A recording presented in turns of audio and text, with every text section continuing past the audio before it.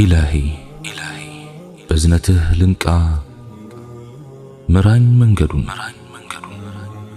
انداوك أسجلين ليازو جمل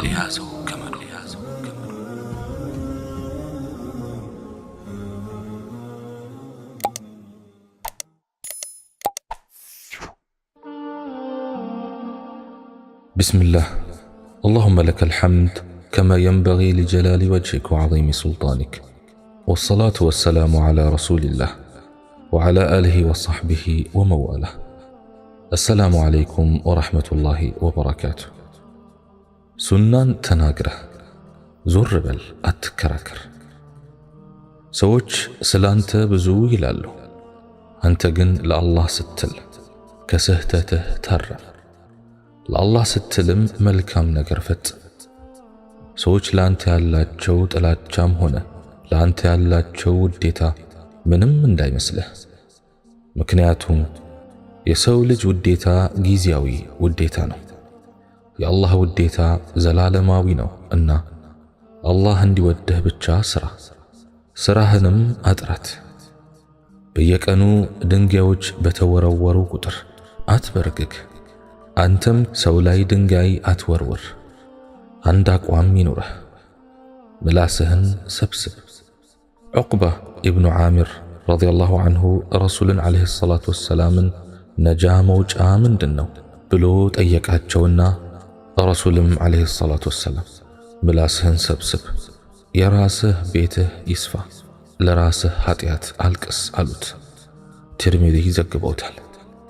ከምንም በፊት ዕውቀትን አደራ ተማር። ከአላህ ጋር ያለህን ግንኙነት አሳምር።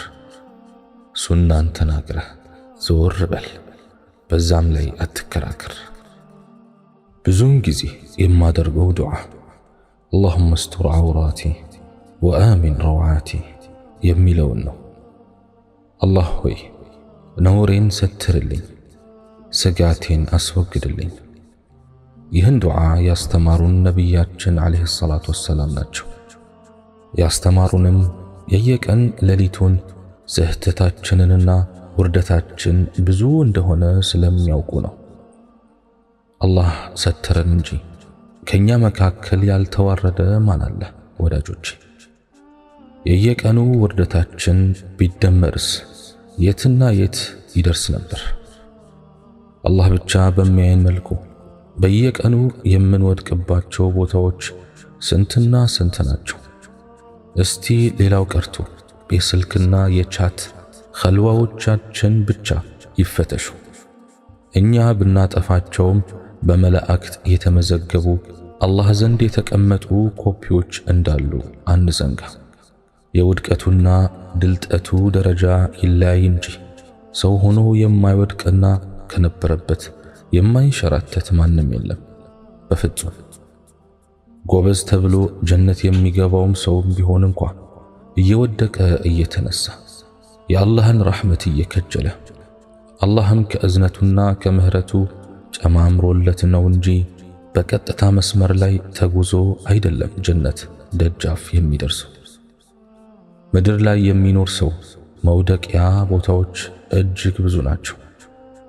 አንዱን ቢያልፍ ሌላኛው መሰናክል ይጥለዋል። በሴት በወንድ የሚወድቅ አለ፣ በገንዘብ ተታሎ የሚወድቅ፣ በንግግር የሚወድቅ፣ ያለ ቦታው ተቀምጦ የሚወድቅ እና ሌላም ብዙ። በሕይወት አጋጣሚ ትንሽም ይሁን ትልቅ ሰው ሲወድቅ ያያችሁ እንደሆነ ቆማችሁ ለረጅም ጊዜ አትሳቁ። ከዚያች ቦታ 2 እርምጃ ሳትርቁ እናንተ ራሳችሁ ልትወድቁ ትችላላችሁና ጌታዬ ሰተረኝ በሉና ለምኑት። የቆምን ይመስለናል እንጂ ብዙዎቻችን የወደቅነን።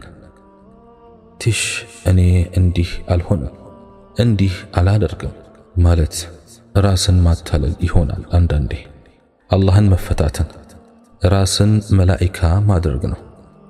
ሰው ሲወድቅ ከመሳቅና ከመናቅ እንዲሁም ጮማ ወሬ እንዳገኘ ሰው ለየግሩፑ ከማካፈልና በየፌስቡኩ በአደባባይ ከመለጠፍ በኮሜንትና በሪአክት ከማላገጥ ይልቅ ያንን ችግር ውስጥ የገባን ሰው ለመርዳት ሞክሩ።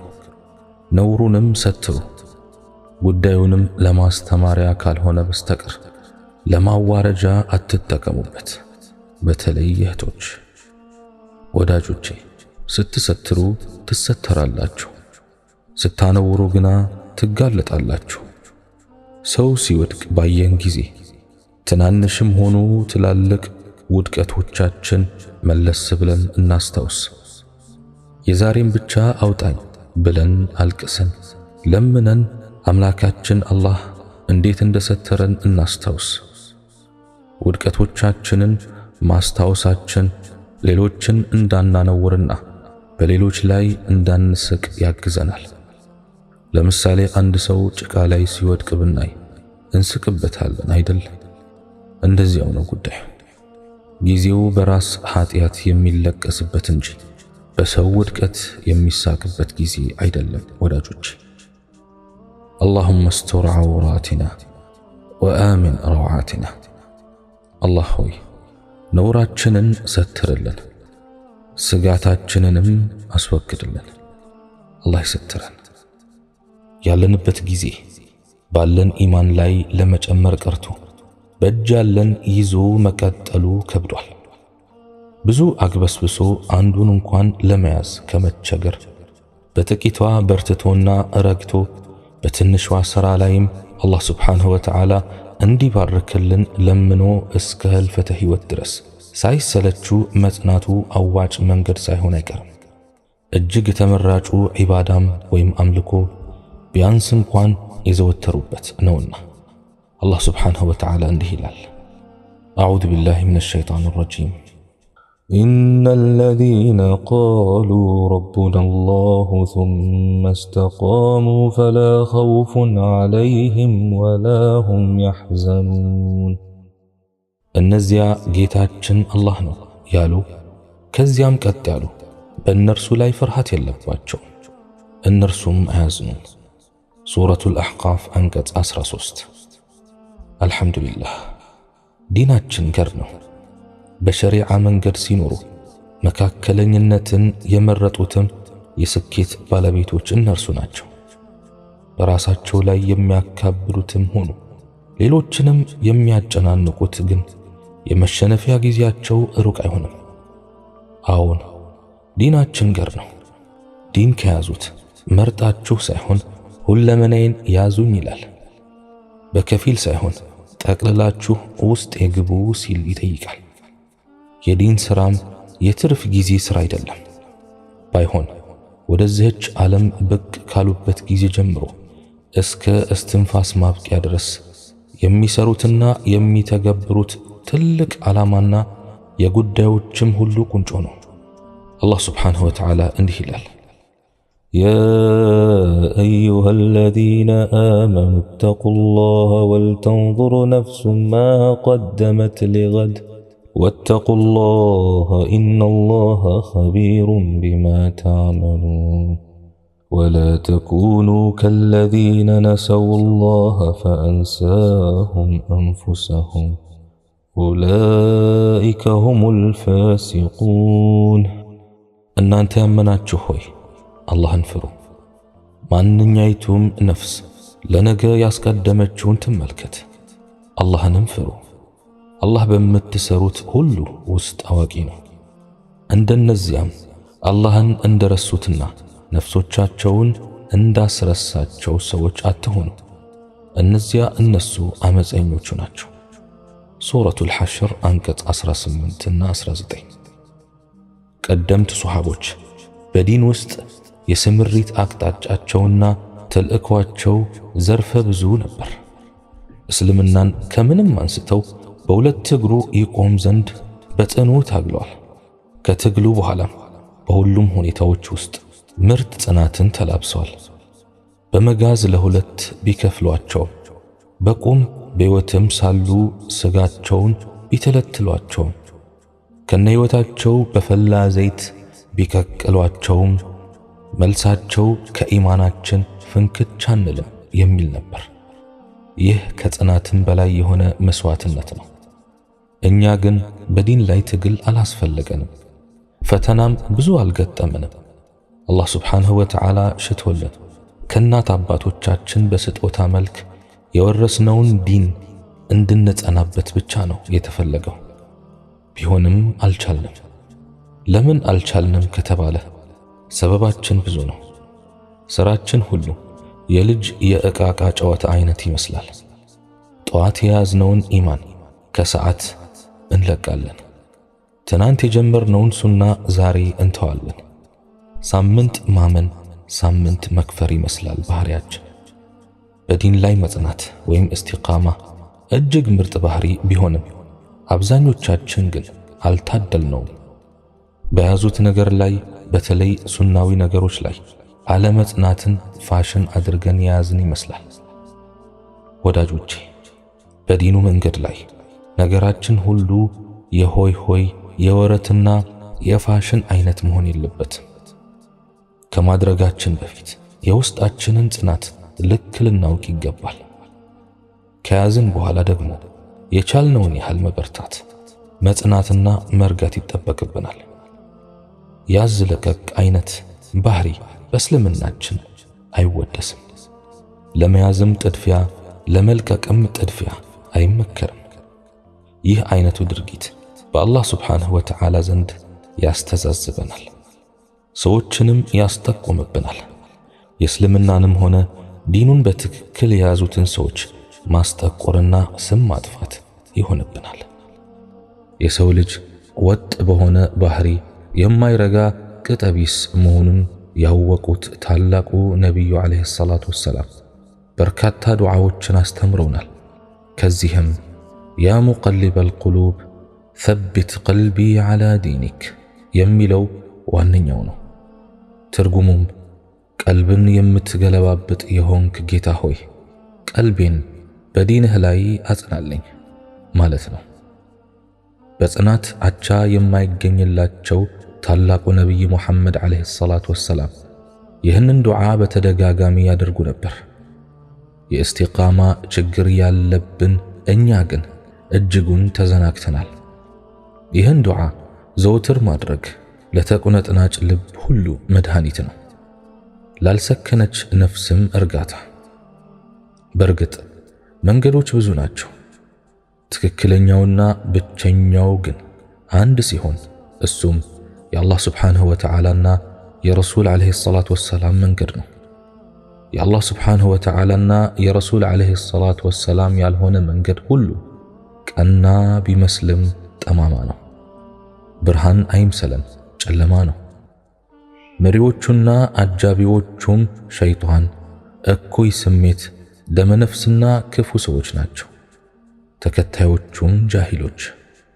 እናም ዋስትና በሌለውና ማስረጃውም ሐሰት በሆነ መንገድ አንራመድ፣ መጨረሻው ገደል ነውና። በየዕለቱ ውሎአችንን እንገምግም። ለአላህ ሱብሓነሁ ወተዓላ ብቻ እንጂ ይህ ለስሜታችን ይህ ለሸይጣን ብለን የምንከፋፍለው ቀን አይኑረን። እግራችን ከአላህ ሱብሓነሁ ወተዓላና ከረሱሉ ዓለይሂ ሰላቱ ወሰላም መንገድ እንዳይንሸራተት ነቃ እንበል። የራቅን እንደሆነ እንመለስ፣ የተጠጋን ከሆነ ደግሞ ይበልጥ እንቅረብ።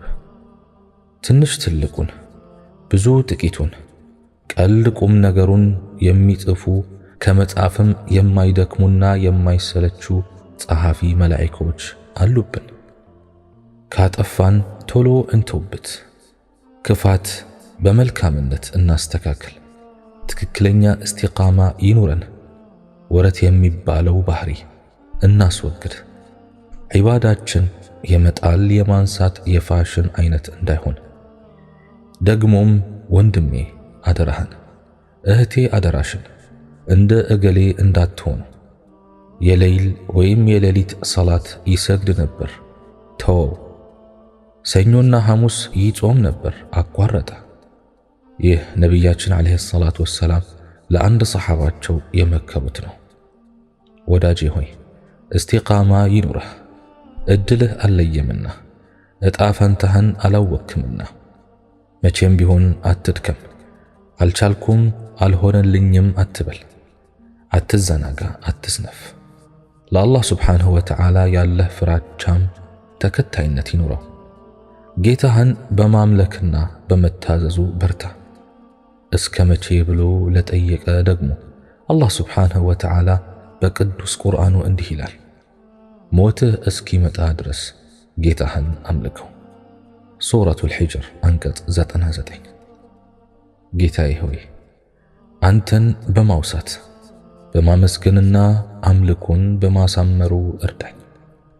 ከነቢያችን ዓለይሂ ሰላቱ ወሰላም ዱዓዎች መካከል በአስቸጋሪ የህይወት አውሎ ነፋስ ስትላጋ፣ ባንዣበበ የመከራ ደመና ስትከበብ፣ ሁሉም ነገር ከቁጥጥርህ ውጭ አፈትልኮ በተቃራኒ አቅጣጫ ሲጓዝ፣ መሬት ከስፋቷ ጋር ጠባህ ስትጠብ፣ ይጠቅሙኛል ብለህ የተመካህባቸው ፍጡራን ለራሳቸው መሆን ተስኗቸው ሲርዱ፣ በፍርሃት ውቅያኖስ ሰጥመህ ግራ ስትጋባ፣ ሀብትህ የተጋረጠብህን ብርቱ ፈተና መከላከል አቅቶት ከወረቀት ያለፈ ፋይዳ መስጠት ሳይችል ሲቀር፣ 4x4 በሆነች የሐሳብ ክፍል ውስጥ ታፍነህ መውጫ ቀዳዳ ስታማትር፣ በተግባር የተፈተነው ዕውቀትህ ከገባህበት ማጥ ሊያወጣህ ሰንፎ ንድፈ ሐሳብ ሆኖ